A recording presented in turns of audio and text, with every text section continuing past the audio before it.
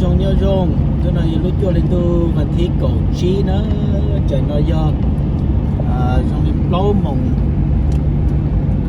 tờ là nhưng nó bây giờ chỉ chế bị chơi bây giờ mua xí nữa bây giờ cái chuyện mua hồ lửa vậy bây giờ là cá chép là từ mua bé lúc nó phải ổn định mù là đó cho chuyện nó chế bé tôi cái xe chạy nó chế nó đỡ bự bầu nhớ rồi số tên to trong hộp bể lên nó là thế kia xuyên để bây giờ chỉ chế bị chơi bây giờ mua xí nó cái gì khó dùng bé bài ô xí nó chế khó chơi nó chế bé bài dọn khó chơi hoặc là chế in đi bộ chúa cậu mua cú xí chế tua lái đi nè chế bé mà xí để bây giờ bài nó mà thế kia xuyên để con chủ yếu phục vụ đó bé cho chỉ chế chỉ lái là bé lái từ phải ở bé gì tờ ý lên nói còn cái mù nó và thế chia sẻ lên tới thì chỉ lấy mù là nhà vô bỏ mình nà mình nông vì gì thế thay lên rồi đi sai để bây ta tỏ trả luôn phải nói vậy bây giờ mù xí nó cho nên snow lo là thế chỉ lấy vô no chỉ lấy cha là ship bệnh ba xí để mù là thì bây giờ ba bài thay lên nó cho bé bảo xí ok bé là liền xí chi như bé cũng phải chọn gì đó bé sai na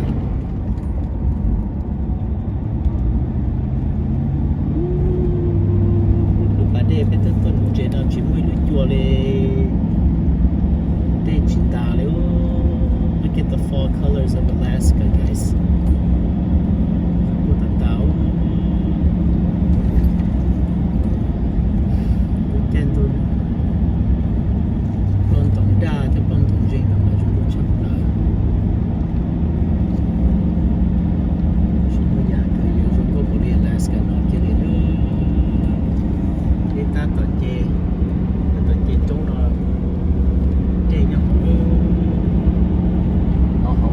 chấp lại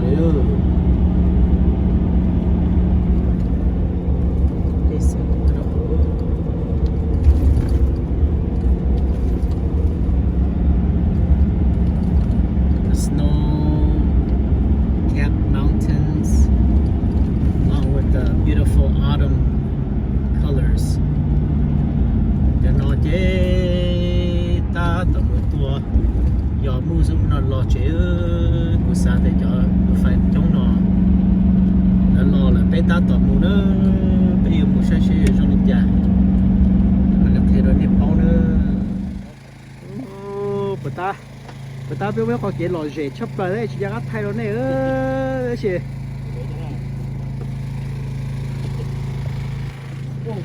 cho nó thay có chỗ mà mò đi đấy bên nào story ta phải gì mong ta tỏi gì thế mua nữa có tờ có đóng một tờ đấy về với ta nếu bài chúng mình thấy mùi rồi Mika cho rồi về kiến xuống nó thế hả cho Mika nó tới là khỏi phải cái này thế này rồi chỉ mà trả nó phải tôi chỉ kiến xuống rồi của ta về nó tới chay cho cha nó bỏ này mua tiền cho kỹ cho lấy tua hết rồi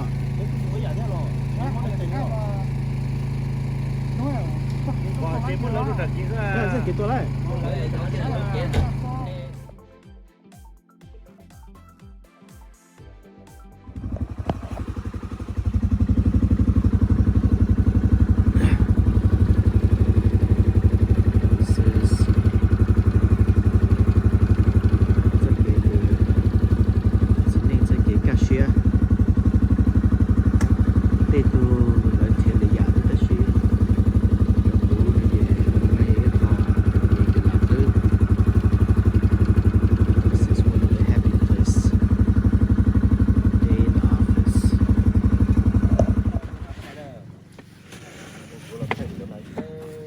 để trả tôi non hàng thầu nó nói để chỗ cá này nó mò thế chứ tôi lại một chế còn nó mò dây chuột kì nó cá nghe nó bỏ kì là bà lúc đó tôi là số cũ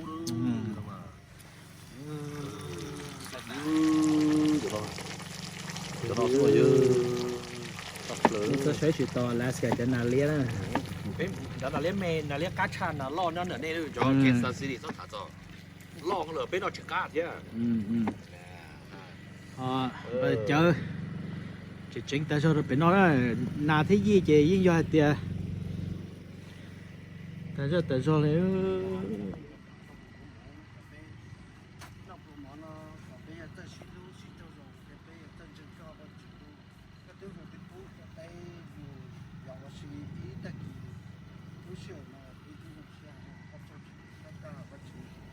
nên là bây giờ有没有乱情的亚洲，有bây giờ要不看到那个bây giờ要到我是一弄是第二个种都好忙，他看到就被我本地了被他就是这种被从那这都造给个被所以说都用武器给那还那种，他看到起来用这种上盖打，而且上个被那被从那这都第二个程度。我主要是bây giờ xe我个车我车bây giờ到在那了，bây giờ你摩托你出到啲路嘛，bây giờ到在那，飞机上呢bây giờ chỉ sử dụng bây giờ，amen。Amen. Okay, thank you.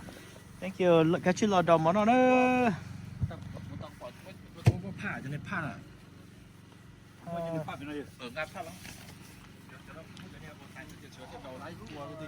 Chế đó, bé bún nia chứ, nó chỉ mình phải nó, cũng mà kia bài đó bé, bé three bear. Lò nó mỏ, rau, cho nó chỉ bữa bữa thóc cho bữa nào mò sao? na, nó là nó.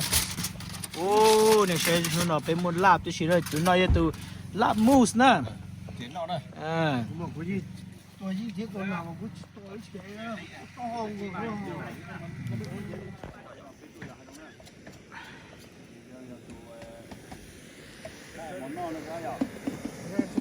nó lại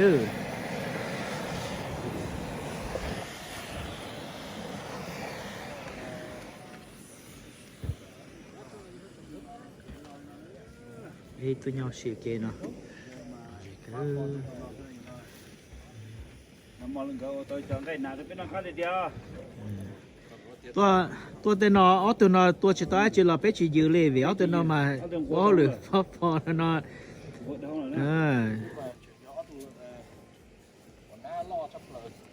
nhẹ cho ai tôi cả qua số mỏ thế của nó sao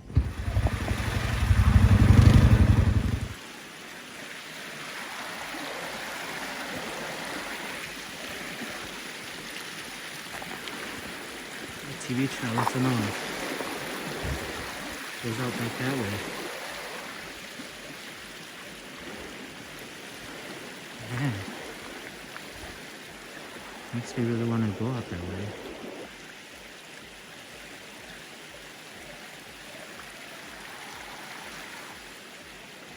But I guess time to call it quits. I don't know when they said no. Time to turn back. It's beautiful country out here though. The water running. Beautiful.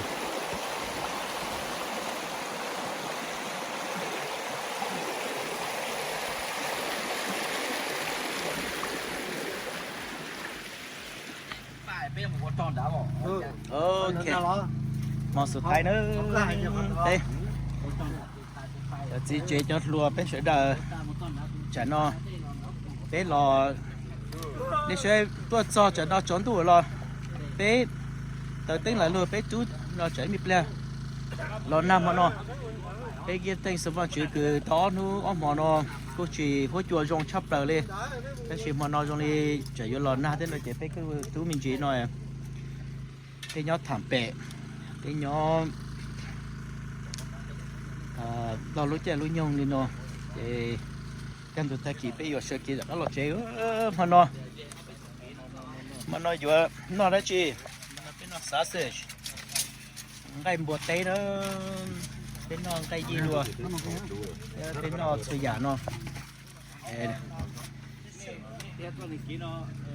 mua lo đấy kia cái mua gì đó. Ok. Bé. Cái cháu chỉ là thọ. Gì chỗ nào? Bé chỉ giờ tiền chỉ tao nó bé nó trồng cầu lên rồi thế. Bé nó trồng cầu. Bé nó trồng cầu. Bé tới lì cầu. Bé nó giờ cháu à bé chứ rồi. Là phải gì bé một chế nó bé nó là nó. Họ là họ trâu lên rồi chứ. Cho nó chứ. Bé đã cá mù nữa. Là dễ chấp lời lên. Để lo lên nó nữa bây giờ đang nó ok bây giờ đi đó thì chơi cái lúc xí nhá rồi bây giờ bây giờ cứ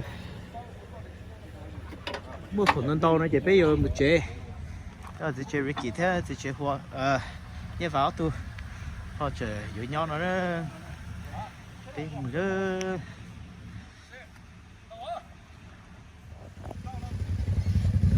cái rồi xí ta đó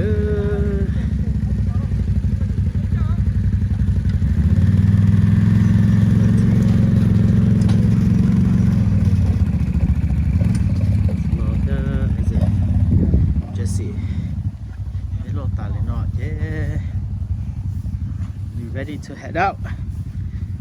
Nó trong khỏi bếp một chéo nó trên cho mình nhiều bể chế cái đấy thả cho mình nhiều tụi nó luôn tối cơ